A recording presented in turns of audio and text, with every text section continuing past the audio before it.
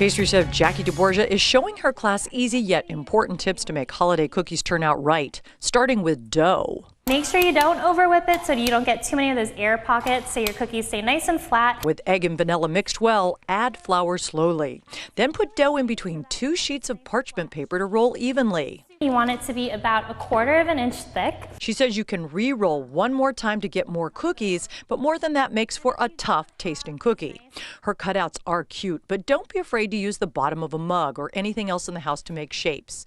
And to avoid a cloyingly sweet cookie, Making sure you add salt, a teaspoon or 2 of salt into your cookie dough will make sure it has a nice balance of sweet and savory. this royal icing made with powdered sugar and meringue powder is how decorating magic happens. You always want to keep your royal icing covered with this plastic wrap because it dries super fast and will get all crusty on top. She uses 2 different consistencies of icing to create texture. One thick to act like glue for toppings, the other thin to paint cookies with a technique known as flooding. Outline the cookie, then fill in from there. And while it's still wet, I piped white stripes on it and then put my toothpick through it to create those nice swirls. Jackie says if you're not particularly good at decorating cookies, your smartest move is to make the ugly Christmas sweater. I live with my nephews, and this year we're going to make a lot of ugly sweater cookies. Want to go beyond the ugly sweater? The Gourmandie School in Santa Monica has a variety of classes to try.